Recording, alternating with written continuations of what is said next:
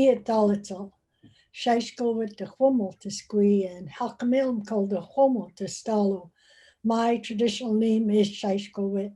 The language I speak is Halkamilm, and I'm Stalo. What is known as Stalo today mirrors the Fraser Valley here in British Columbia.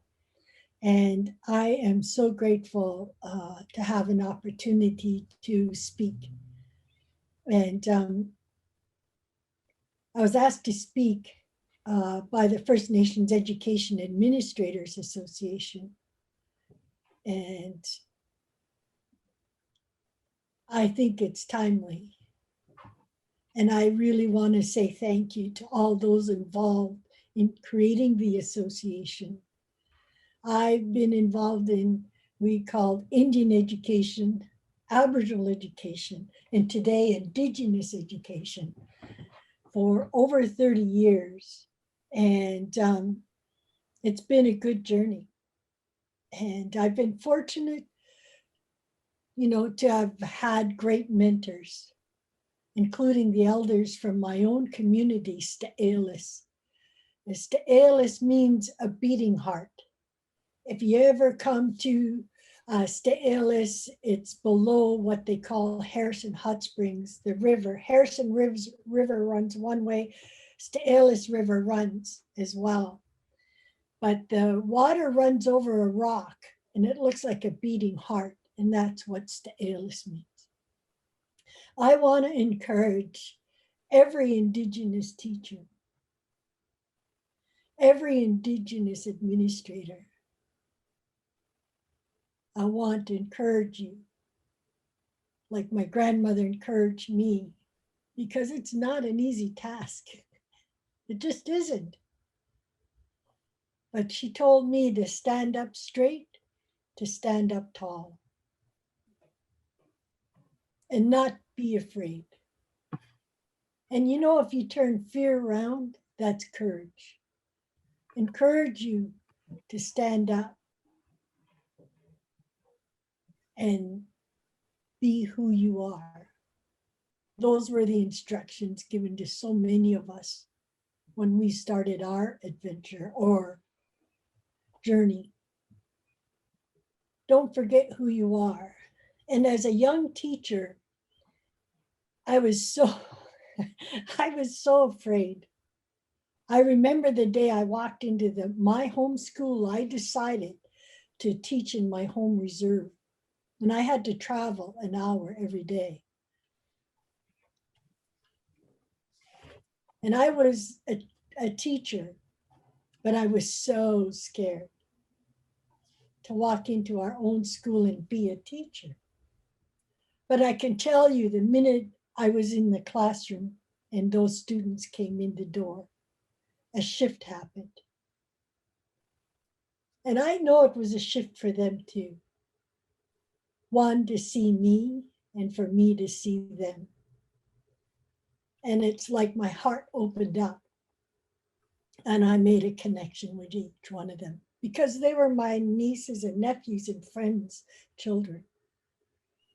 But I was still concerned about what I'm going to teach or how I'm going to teach, because we have to teach to the curriculum of the day, ministry guidelines of the day. So the elders, I met with them and I asked them, how do I teach about the cedar tree? How do I teach about our longhouses? And the elders sat quiet, as elders do, and some of them were looking at me, and then the older elder spoke and said, don't talk about it, do it. And that was my beginning. And did it make a difference? Yes, it did. So I encourage each one of you the same. Bring your culture and bring your language alive in the school system, in the education system. And your math, I found out from our underground, the Keekley houses, they call them, pit houses, they call them. And in math, one of another Stolo teacher, he figured out the triangle is the strongest The triangle is the strongest foundation you can create. And when he looked at our our pit houses, that's exactly what they were made out of, triangles. So there's math in everything.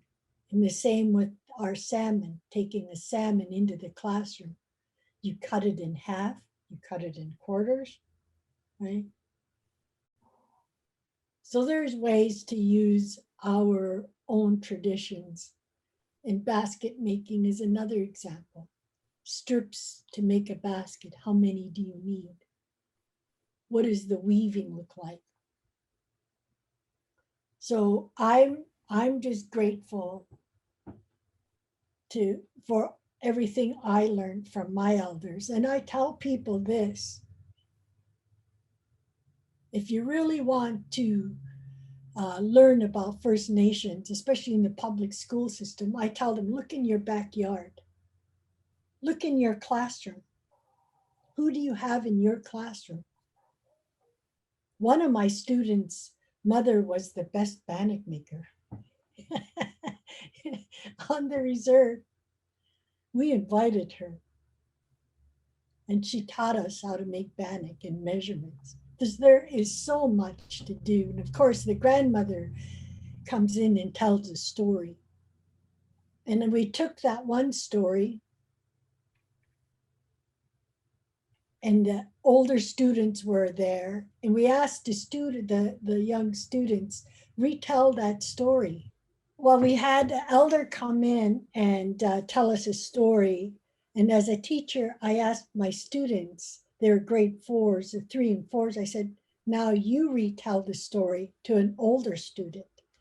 And the older student wrote down what the student said. And if you know anything about our students, they'll do good in arithmetic, but not a reading problem. You'll do good in spelling, but don't ask them to read. Why? Because we have an oral tradition. So when the older student wrote out their words and came back and gave it to them, I said, now read your story. And they started to read their story, and it was their words. So there's so many strategies to teach our children, and we know what works. We know what's important to our families and our students. We know what works, and I encourage you to use that. But know this, in the short time that we've been involved in education, it's made a difference for our families and our communities. So I look forward to the future where all our children have a level of confidence that they can live in both worlds. And that's what our elders told us. They said, you're holding on to your traditions and you're walking in the larger society, you're a rich person. And it helps when our children see themselves. So each of our First Nations administrators,